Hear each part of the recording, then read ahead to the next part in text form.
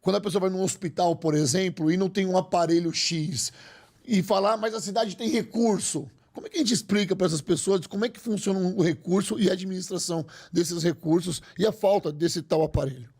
Bom, primeiro que a gente tem uma obrigação constitucional de investimento. Então, na educação, os municípios.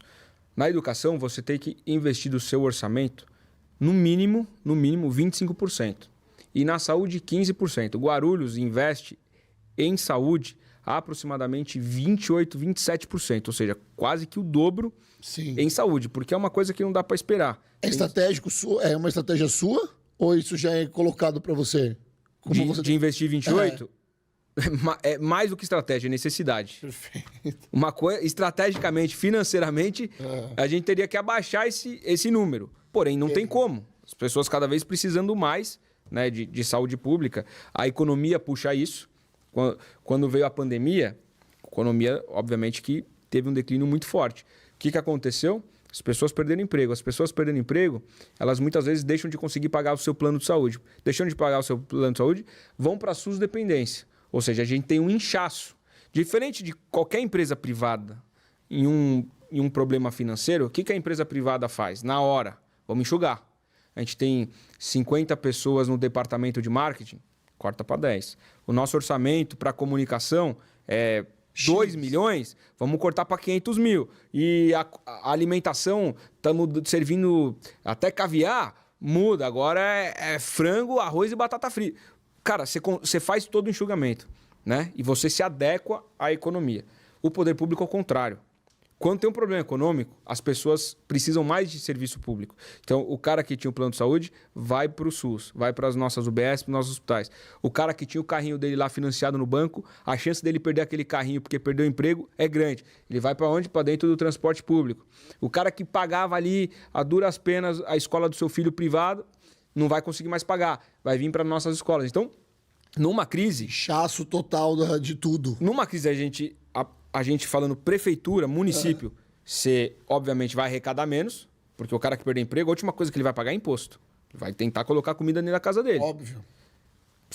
Sobrevivência. A cidade arrecada bem menos e tem que gastar muito mais. Então esse foi o desafio pós-pandemia, que estamos colhendo até hoje. Esse é o maior problema. Com menos recurso, tendo que gastar mais porque as pessoas precisam mais. Essa é a real. Ficam mais dependentes de serviço público. Então, quando a gente faz a estratégia, a gente tem que levar tudo em conta. Todos esses números a gente... Você pensa só num foco, né? Você tem que ter... Você tem que abrir o leque, né? Para administrar tudo isso. E aí, sendo sincero, dessa pessoa que te abordou ontem. Pô, mas eu fui lá e faltava o aparelho X para fazer o exame Y. Muitas vezes, quebra e a iniciativa privada, você quebrou, você não precisa nem fazer orçamento. Você liga pro primeiro. Você tem o dinheiro que o cara pediu, quero para amanhã resolvido. A gente não. A gente tem que licitar. A gente tem que fazer licitação. Licitação, no mínimo, se for muito rápido, demora 3 meses. E até o cara vir instalar. Então, é muito burocrático, né? Eu estou dando aqui, extremando alguns exemplos, mas... E tem que ser assim. Não o excesso de burocracia. Tem que ter muito controle. Porque eu não estou cuidando do meu dinheiro. Meu dinheiro, se eu errar, o problema é meu. Guti, a nossa audiência aqui do podcast, e quem for assistir no futuro isso aqui, eles gostam do beabá. A gente tem quase que desenhar algumas coisas para eles. Principalmente quando a gente fala de recursos e a gente fala de licitação. Quebrou um aparelho lá, o eletrocardiograma quebrou nesse hospital aí, no HU, por exemplo. Não é assim que troca. Quebrou e agora vamos lá trocar, que empresa que eu vim arrumar? Não é assim. Não é, infelizmente. Infelizmente. Explica de novo, por favor. Então, tudo que a gente vai fazer, desde uma troca de um aparelho, ou até mesmo uma construção de uma UBS, de uma escola, qualquer coisa que você vai fazer na administração pública, né, em via de regra, você tem que licitar. O que é isso? Você tem que abrir um procedimento administrativo, fazer uma cotação inicial.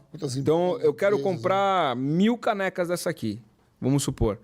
Então vai custar X reais.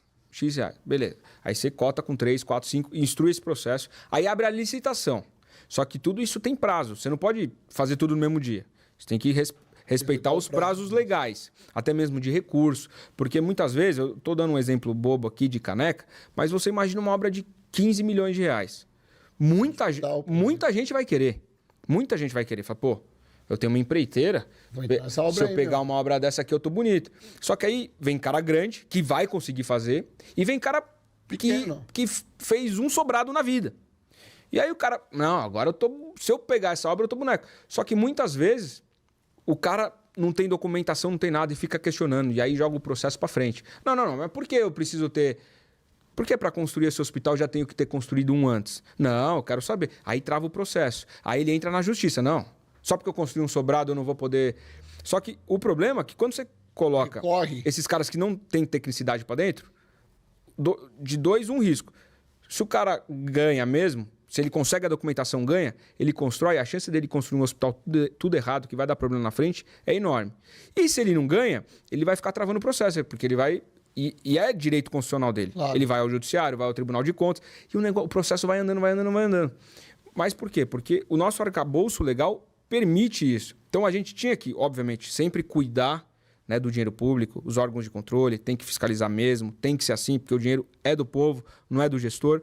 Mas a gente tem que ter um pouco mais de flexibilidade, na minha visão, para ter um pouco mais de velocidade nessas coisas, principalmente nas coisas mais essenciais.